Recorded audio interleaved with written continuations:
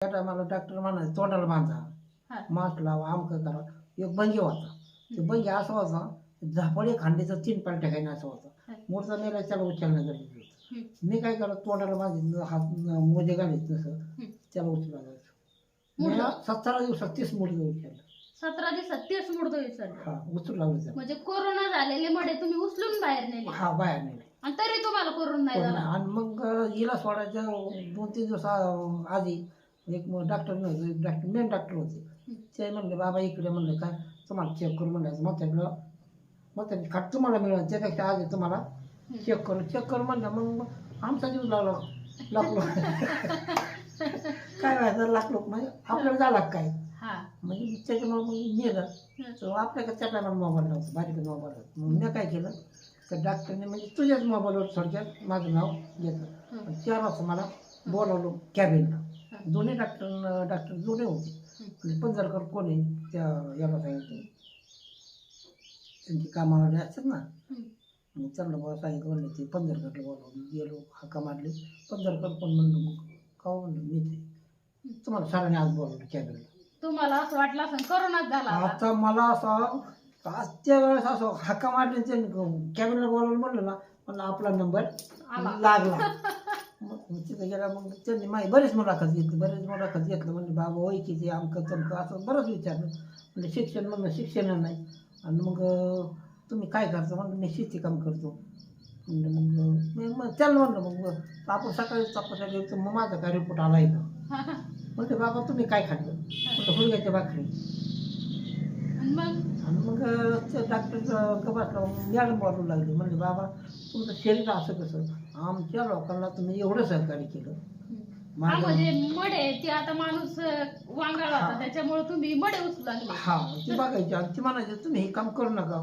आणि मी सहकार्य केलं की बो म्हातारी जाऊ नाही तर कोणी जाऊ पण आपलं सहकार्य होतं. त्यांच्या समजा नशिबाने माझी म्हातारी वाचली. आणि तुम्हाला पण आता म्हातारी बेडवर पडलेली राहायची. आता तिचं दुखत होतं आणि म्हणजे आता जवळ म्हातारी गेले तर जमा होती. तुम्हाला काय वाटायचं बरं? मला काहीच वाटत नव्हतं. तुम्हाला माहिती होतं म्हातारी जगत? मला 99% असं की मी म्हातारी माझी घरी नेईन एवढी मला खात्री होती.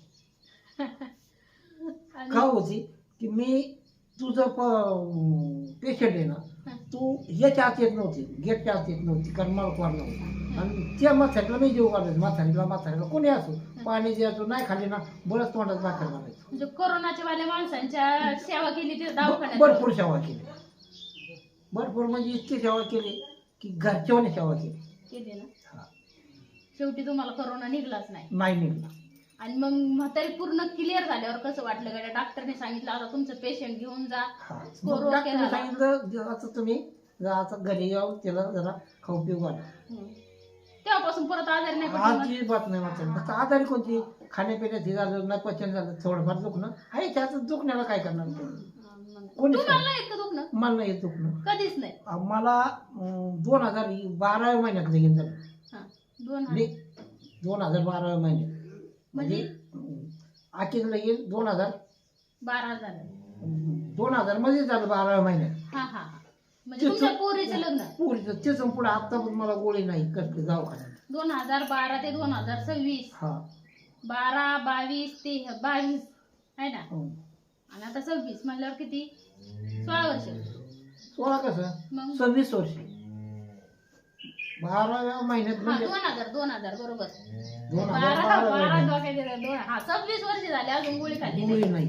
दवाखाना काय खायचे खरंच काय खायचे तरी काय तुम्ही नेमकं? मी काय खात नाही. मी फक्त सकाळी उठले ना तोंड धुवायचं देवाची पूजा करायची आणि गलासभर दूध तांबर गलासभर दूध आणि 12-1 वाजता जेवण करायचं परत काय नाही. पण आता म्हातारपणाला हाय गलासभर दूध दुपारी जेवण. पण जेव्हा तरुण होते तेव्हा लय खात असताना तुम्ही. तेव्हा खायला हुलग्याची भाकरी होत्या.